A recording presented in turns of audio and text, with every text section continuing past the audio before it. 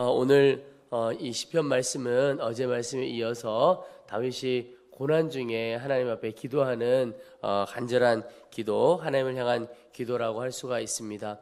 어제도 잠깐 나누었지만 다윗의 위대함은 그가 이스라엘의 단순한 왕이었다라기보다 그가 어려움을 겪을수록, 고난을 겪을수록 다른 곳으로 헤매고 다른 곳에서 도움을 구하지 않고 하나님께 도움을 구했다는데 그 다윗의 위대함이 있습니다. 특별히 오늘 말씀에도 계속 보면 다윗은 고난이 깊어지면 깊어질수록 더욱 하나님 품 안으로 더 깊이 나아갔던 사람입니다.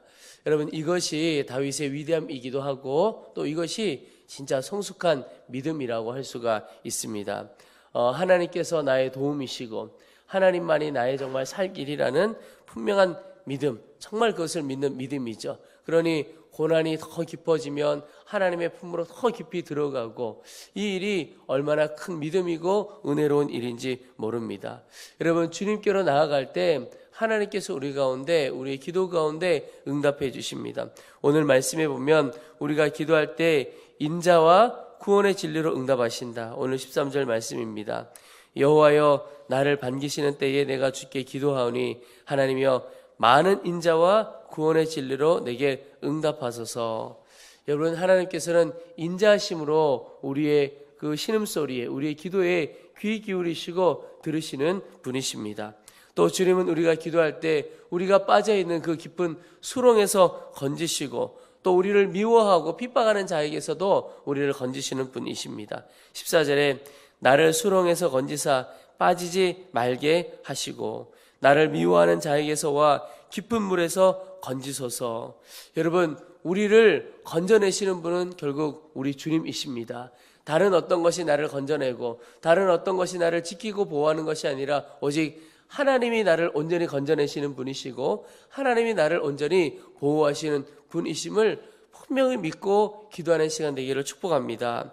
우리가 기도할 때 주님은 우리를 또한 긍휼히 여겨주시는 분이십니다. 하나님의 긍휼을 부어주십니다. 16절에 여호와여, 주의 인자하심이 선하시오니 내게 응답하시며 주의 많은 긍휼을 내게로 돌이키소서.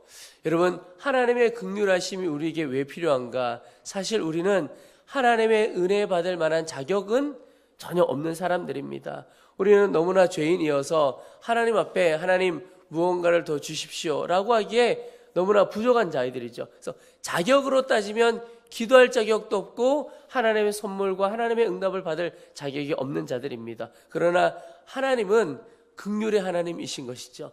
그 긍휼을 우리 가운데 베풀어 주셔서 불쌍히 여겨주셔서 우리를 지켜주시고 건져주시고 하시는 것입니다.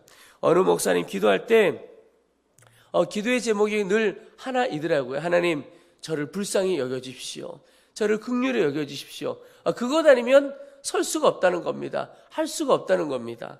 여러분, 우리가 하나님 품 안으로 더 깊이 들어가게 될 때 하나님은 우리를 긍휼히 여겨주시고 우리를 붙들어 주시는 분이십니다. 여러분, 이 마음으로 하나님의 품 안으로 더 나아가는 오늘 하루가 되어보면 좋겠습니다. 기도할 때 하나님의 그 크신 품이 우리를 감싸 안습니다. 또 우리가 기도할 때 주님의 그 크신 손이 우리의 작은 손을 완전히 감싸 안고 붙들어 가시는 분이 우리 주님이십니다. 여러분, 우리가 꼬마 아이, 그 아이를 데리고 갈 때 어떻습니까? 그 아이의 손을 잡으면 그 고사리와 같은 손이라고 하죠. 그 손이 어른의 손에 완전히 감싸지죠. 그리고는 그 아이를 이끌어 갈 때 그 아이가 얼마나 안전합니까? 하나님 안에 우리가 똑같은 겁니다. 우리의 작은 손, 하나님의 그 크시고 권능의 손이 우리를 꼭 감싸 안고 우리를 걸음걸음 인도해 가시는 거죠. 그것이 구체적으로 나타난 것이 구름 기둥으로 인도하시고 불 기둥으로 인도하시고 또 구름 기둥, 불 기둥으로 우리를 지켜주신 것, 이 일들이 그대로 나타나는 것이죠. 여러분, 오늘 하루 우리의 삶의 형편이 다 각자 다를 것입니다. 그런데 그 어떤 순간에도 고난이 깊을수록 주님 품으로 더 깊이 들어가는 하루가 되시기를 축원합니다. 다른 곳으로 달려갈 것이 아니고 우리가 더 깊이 달려갈 곳은 하나님 아버지의 품 안입니다. 그 안에서 가장 안전하고 가장 평안함을 누리게 되는 것입니다. 또 하나 여러분, 우리가 달려가는 그 하나님 아버지의 품, 하나님은 어떤 분이시냐? 응답하시고 우리를 품으시는 주님은 우리의 아픔까지 다 아시는 분이십니다. 오늘 19절을 보십시다. 주께서 나의 비방과 수치의 능력을 아시나이다. 나의 대적자들이 다 주님 앞에 있나이다. 여러분, 오늘 이 다윗의 고백, 주님이 나의 모든 고난과 아픔과 수치와 능력을 다 아신다는 겁니다. 여러분, 하늘의 하나님께서 우리의 삶을 아시면 됩니다. 여러분, 이것은 죄 짓지 않고 정결하게 살아가기 위해요, 주님이 나를 보시고 나를 아신다. 이게 참 중요한 일입니다. 그러나 또 한편으로는 우리가 살아가면서 인생길을 살아가다 보면 상처도 있고 아픔도 있고 어려움도 외로움도 있습니다. 근데 그것을 주님께서 아신다. 그것이 우리에게 소망이 되고 우리에게 힘이 되는 겁니다. 여러분, 나의 아픔, 특별히 믿음을 지켜갈 때 겪게 되는 외로움, 또 복음을 진리로 붙들고 그 복음대로 살아가려고 하는 것으로 인한 외로움과 아픔. 그래서 너만 예수 믿냐? 예수 믿는 사람 다 그렇게 살아. 이런 이야기를 듣기도 하죠. 그럼에도 나는 주의 뜻대로 살겠다. 정말 믿음으로 살아보겠다. 라고 할 때 외롭기도 합니다. 괴로움을 느낄 때도 있습니다. 그런데 그 외로움과 괴로움 어디서도 옵니까? 우리를 알아가지 못하는 것 때문에 알아주는 사람이 없어요. 또 많은 사람들이 무너지는 것 중에도 하나가 사람들이 몰라주는 겁니다. 우리는 기본적으로 사랑받고 인정받기를 얼마나 원하는 존재인지 모릅니다. 그런데 알아주는 사람이 없어요. 주변에 다 몰라줘요. 그러니 너무너무 힘든 것이죠. 그러나 여러분, 살아계신 주님은 우리가 어떠한 삶을 살아가고 있는지, 우리의 아픔과 연약함도 다 아시는 분이 우리 주님이십니다. 여러분, 이 사실을 꼭 기억하고, 그래, 주님이 아시면 된 것이지, 그 마음으로 살아가 보시기를 축복합니다. 제가 교회에서 섬겨갈 때 참 귀한 분들이 있습니다. 제가 신앙생활을 하면서 또 목회를 하면서 어떤 분들은 사람이 알아주기를 위하여 교회에서 봉사하고 헌신하는 분들도 있습니다. 그것 자체가 너무 나쁘다 이렇게 말하기는 어렵겠지만 꼭 누군가 알아주기를 마음에 참 소원하는 분이 있어요. 그런데 제가 본 많은 분들 중에는 사람이 전혀 알아주지 않아도 그저 하나님이 알아주시면 되었지라는 마음으로 이곳저곳에서, 그 말은 보이지 않는 곳에서, 그러나 사람들이 작게 여겨 보이는 것일지라도 내가 가치를 두고 주님이 이것을 귀하게 여기시고 알아주시면 되었지, 그 마음으로 보이지 않는 곳에서 귀하게 섬겨가는 분들을 보게 됩니다. 여러분, 이 일은 하나님께서 보시는 일이시고 하나님께서 하늘에서 정말 놀랍게 갚아주실 일입니다. 그래서 여러분, 혹 나의 아픔과 연약함, 또 나의 사랑과 헌신 누가 몰라줘도 하나님은 아신다는 것을 꼭 기억하고 그 소망, 주님을 바라보며 계속해서 그 길을 나아가고 이겨갈 수 있기를 축복합니다. 그 주님이 우리를 얼마나 긍휼히 여기시는가 20절에 계속 말씀하고 있습니다. 비방이 나의 마음을 상하게 하여 근심이 충만하니 불쌍히 여길 자를 바라나 없고 긍휼히 여길 자를 바라나 찾지 못하였나이다.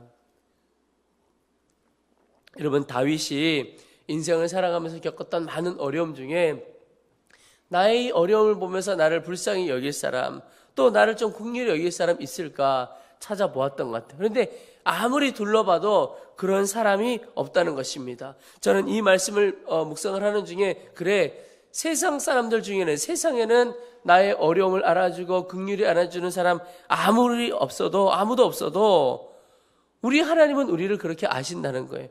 세상에 우리를 불쌍히 여기고 긍휼히 여기는 사람 없어도 주님은 우리의 삶을 불쌍히 여겨주시고 긍휼히 여겨주시는 우리 하나님 아버지이신 거죠. 우리가 하나님을 아버지라고 부르는 것은 우리를 그렇게 감싸 안으시고 긍휼히 여겨주시는 하나님이시라는 뜻입니다. 여러분, 오늘도 우리의 아픔을 아시고 긍휼히 여기시는 주님을 바라보기를 축복합니다. 오늘 마지막으로 함께 기도하기를 원하는 것은 우리의 원수를 오직 주님께 맡기는 것입니다. 원수가 없는 것을 주님께 맡기는 기도를 할 수 있기를 소망합니다. 오늘 22절부터 보시면 그들의 밥상이 올무가 되게 하시며 그들의 평안이 덫이 되게 하소서. 그들의 눈이 어두워 보지 못하게 하시며 그들의 허리가 항상 떨리게 하소서. 주의 분노를 그들의 위에 부으시며 주의 맹렬하신 노가 그들에게 미치게 하소서. 그 이후에도 나오지만 오늘 이 22절부터 말씀을 보다 보면 다윗은 자신을 힘들게 하고 어렵게 했던 원수들을 갚으러 나아가는 것이 아니라 하나님께 그 원수가 없는 것을 맡겨드리는 것을 볼 수가 있습니다. 주님이 갚아달라는 겁니다. 주님이 대신 싸워달라는 것입니다. 여러분, 이 일이 참 중요합니다. 사실 우리가 살아가면서 어려움을 겪을 때가 있고 억울함을 겪을 때가 있습니다. 그런데 많은 경우에는요, 우리가 옳고 그름의 재판장이 되려고 하고 우리가 그 어려움을 우리 스스로 갚으려고 하는 마음을 많이 갖고 있습니다. 근데 그것 때문에 사실은 어려움을 겪어갈 때가 많습니다.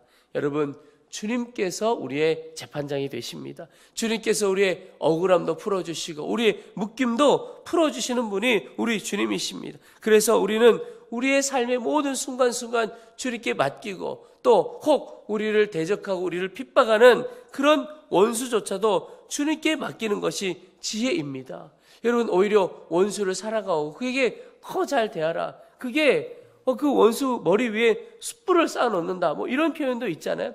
그것처럼 우리의 모든 어려움 하나님이 갚아주실 뿐만 아니라 우리의 원수조차도 주님께서 갚아주십니다. 그래서 내가 재판장 되려고 하지 않고 심판장이신 주님께 우리의 원수조차도 맡겨드릴 수 있기를 바랍니다. 그렇게 되면 하나님께서 완벽한 판결을 내려주십니다. 그 말은 하나님께서 그 영혼도 바꿔주시고 우리의 묶임도 풀어주시고 우리가 생각하지도 못하고 기도하지도 못했던 그 놀라운 일들로 우리의 삶을 이끌어 가신다라고 하는 것입니다. 내가 재판하고 내가 심판장이 되려고 하면 더 어려워지고 더 묶여가고 꼬여갈 수 있습니다. 그러나 주님께 맡기면 주님이 완벽하게 풀어주시고 완벽하게 이끌어 가시는 것입니다.